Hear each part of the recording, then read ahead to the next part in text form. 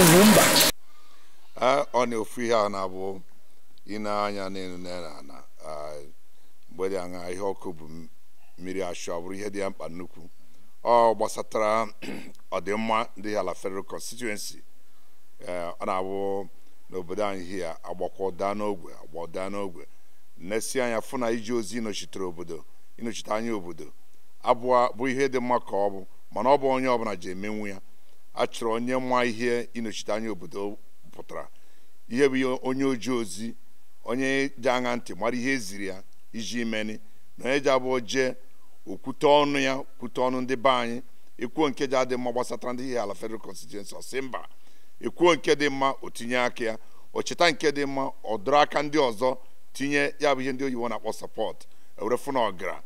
ihe zie ya ozi ọbụla ọpụta bịazie ndị be anyị nechaa anya n'oge nga gara aga ndị niile na-eji anọchite anya ndị be anyị ọ dịka na ha amụ ihe ha na-eje iru ebe a na-ene anya ndị bịara ka ha nọchite anya obodo dị iche iche a na-afọ ndị ihe ala ha nyere ewere m na-ajụ ma ọ bụ nwa mgbe eke ji akpụ isi ka ọ bụrụ na agụba aja dị nkọ ndị ihe ala sị na ọha na-abụ so ya ka m ji wepụta si ya ka ha nyekere ka ngosi otu esi eme ya maka akịdị agba ngwere nta mbụ emegom ya n'obodo oyibo ebe nọ na Amerịka n'ụzọ dị iche iche mekwa ya n'ihe ala bụ ebe a mụrụ m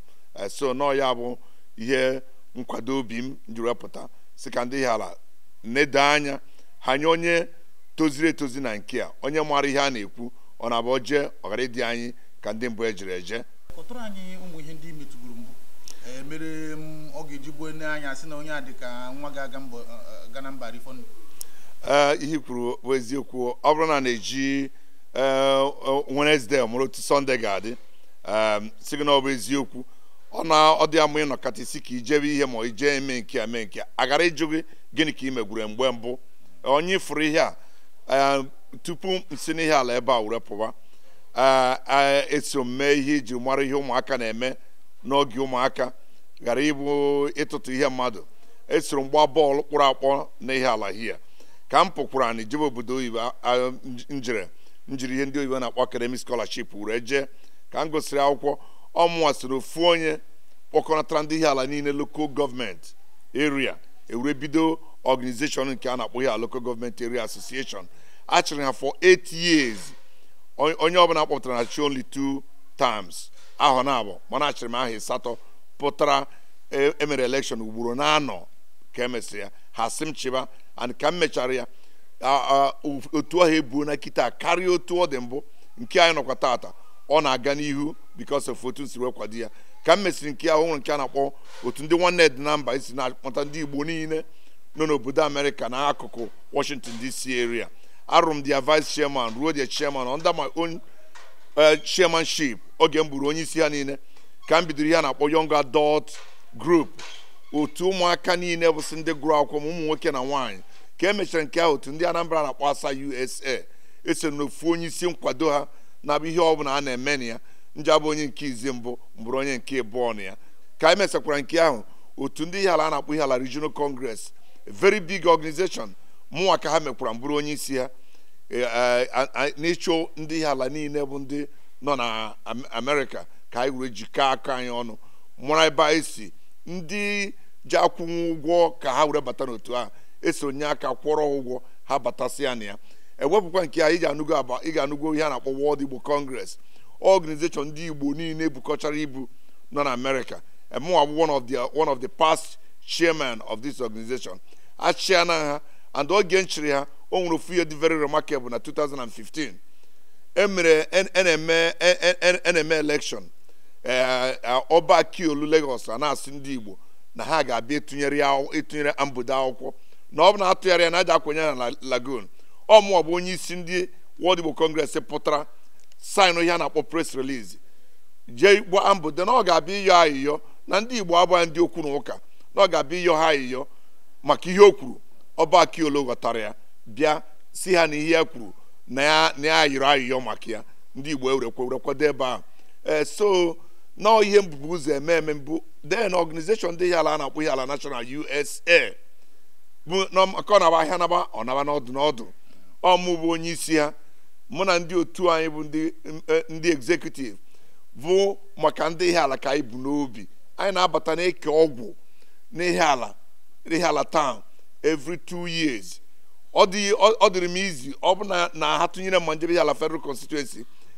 mmemme ụdị ihe ezuo akụkụ ọbụla ọnụ anyị na-abịa eke ndị ihe ala ọgwụ aha ọbụla aha abụọ ọbụla iru nyaahụ ka anyị mere nke emere n'ụmụ ụdara dị n'ihe ala ebe a nwanne echi bụ Mọnde echi bụ Mọnde ka anyị ji eme nke ọzọ n'ụzọ akwa anyị tinyere ugboro abụọ. About 3 years ago ndị otu anyị nọ na America wetara 7.2 million assigned kee ya na all the 27 primary schools dị n'ihe ala town. Oputu ha niile anụgharị agụ ma agbagharịa mgba. Vigilante ndị ihe ala bụ ndị na-eche obodo eso na ndị bidoro ya ejiri m motosaịkụl isii were bido anyị igori abata hia kee ya ozuo ha ọnụ ka ha mekwuru ofuma ruo n'ịgba moto ha na-agba anyị siri America goo ya eso na ndị bunatara ya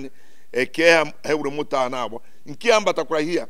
ka anyị jiri ego a ga-ejiga edozi moto ahụ ọ bụrụ na ọ na-agba so na inesi anya na ọtụtụ ihe ejije amụ ihe mmadụ ga-emenwu na ihe ndị ọzọ na-emegbure karịa nke ahụ. Ụmụ anyị ndị nọsị obodo oyibo n'akụkụ dị iche iche ndị nwesịrị nsogbu a na-akpọ mpụta nye aka dị sure na nsogbu ha na resolve ya because na ihe si n'ime ụlọ isi nwodogwa na-atọ n'ụzọ ndị nke nwere problem nwụọ na mba esoro mgba mbọ dị sure na-ebunatara ozu ha maka ọba gba uru agba ọghọm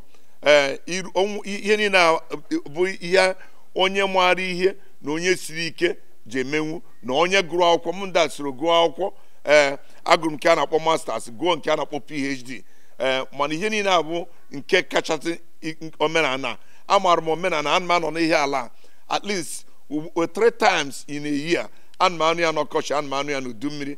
Oge akwụrụ onye isi na-achị obodo a na-akpọ Igwe Cosmas Okechukwu before akwa ya the umbrella organization dị ihe a na-akpọ IPOB ọmụnwa bụ onye wepụtara ka m bụrụ the chairman of reconciliation committee before ewerekwa ọlụ ha ọ dị izi ọ bụ iji ama omenala aja akpọpụta gị n'ụzọ ihe dị otu a onwe bụ organization ọbụla nọ n'ego siri okwu nke ọbụla ewetara na eji eme ihe sịrị iruo na hospital dị ebe Our Lady of Lourdes Hospital